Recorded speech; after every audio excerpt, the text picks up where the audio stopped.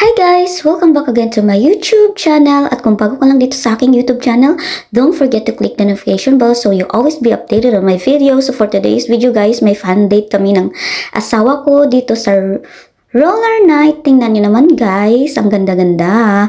At ito naman, tingnan nyo naman guys, hindi ako dyan marunong. Kaya... yan guys, pa-selfie-selfie na lang tayo dyan guys. Kasi nga, tingnan nyo naman. Kasi first time ko ngayon, hindi ko pa alam kung paano mag-balance. But my husband is very supportive. And then after that, kinabukasan mga palangga, as nagalagala din kami ng asawa ko dito sa syudad ng tinitirahan namin. At ngayon, tingnan nyo naman palangga, yung asawa ko dyan ang humahawak ng camera. At paduding-duding ako dyan, feeling model, kahit hindi katangkaran. At dyan po, yan po yung yan po yung ginalaan namin dito. At yan, yung asawa ko, parang statwa. Actually, yung asawa ko is hindi mahilig yung video-video at mga picture-picture kasi he is very private person. Pero wala siyang choice kasi inasawa niya ako. Mahilig kasi ako mga ganito.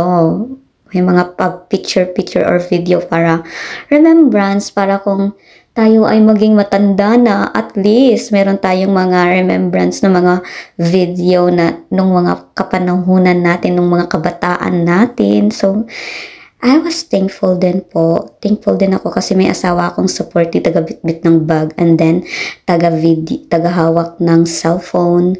Yan, sayaw lang ako dyan ng sayaw kahit medyo malamig dyan. Malamig. And then after that, umuwi na kami. At ito yung asawa ko, bumili lang kami ng food. Kasi, yun na yun. And then, kaya ito nga pala guys, mga chocolates binigay ng aking mother-in-law. And then after that, naggala-gala kami, walking kami sa labas. At napakaganda po ng spring dito sa Canada. Tingnan nyo naman, napakagandang mga bulaklak. Ganito po dito sa Canada mga palangga kapag nag-i-spring. Tingnan nyo, napakagandang mga bulaklak. Yan po. Ewan ko anong tawag dyan. Yeah, and then ito din, napakagandang tulips. Ang ganda-ganda ng bulaklak na ito mga palangga. And then ito din mga palangga. Ewan ko kung anong pangalan ng bulaklak, basta yan na yun.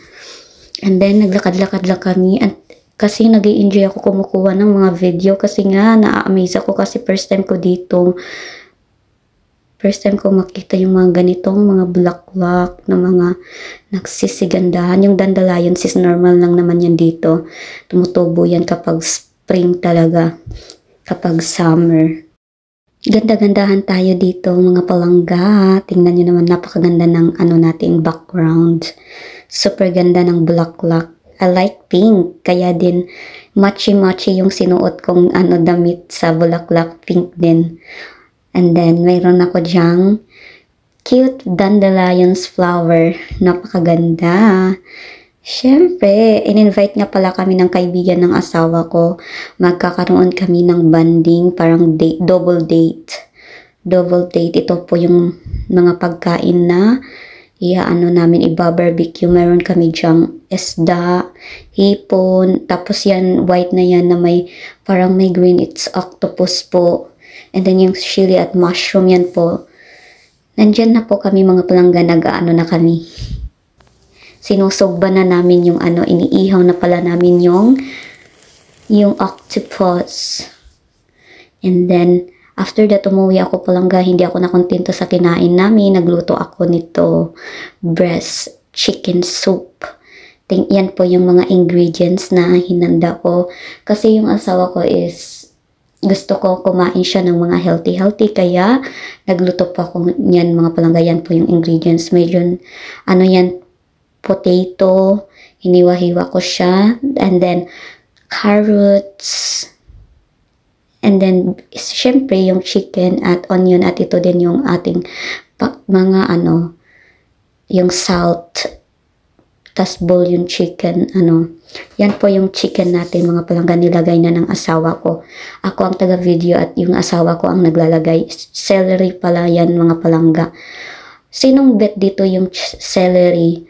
Ako, pumunta ko dito sa Canada, first time ko kumain ng celery kasi nung first meet ko sa mother-in-law ko is yan yung hinanda niya kasi mahilig sila dito ng celery. Hindi ko bet yung lasa pero pagkatagalan mga palangga, share ko lang is nagustuhan ko na din siya at saka maraming mga benepisyo po yung celery. And yan na po, hinalo-halo po ng nilagay na po isa-isa yung mga mga kailangan natin, yung mga vegetables. Yan na po yung mga vegetables natin mga palangga. Nilagyan din ng asawa ko ng tubig kasi mahilig kasi yung asawa ko ng sabaw-sabaw. Yan po. Kasi meron kasi ako ditong mga palangga cookbooks, kaya kung anong nakasulat doon step by step is kailangan talaga sundin para malasa yung niluluto natin. And then yan po yung nilagyan na po ng Knorr na liquid yung ng asawa ko. 3. Na-amaze nga ako bakit ang dami-dami naming mga nilagay na mga vegetables and maraming mga nilagay namin dyan, and then 2 lang pirasong Knorr. Yan na po mga palangga. And then, after that mga palangga, nilagyan din namin ng salt. Yung asawa ko naglagay ng salt. Teaspoon yung ginamit namin mga. At pagkatapos palangga, hinalo-halo na ito ng asawa ko. Tingnan nyo naman. Basta maputi yung mga palangga yung kamay asawa ko niyan. Kasi yung kulay natin, alam naman mga Filipino, is super brown. Mga brown tayo. Yan po yung aking may assistant, kapag nagluluto kami ng mga ganun, mga palangga, kaming dalawa nagluluto, parang banding together namin bilang mag-asawa. Date. Yan na mga palangga, hinalo-halo na namin yan.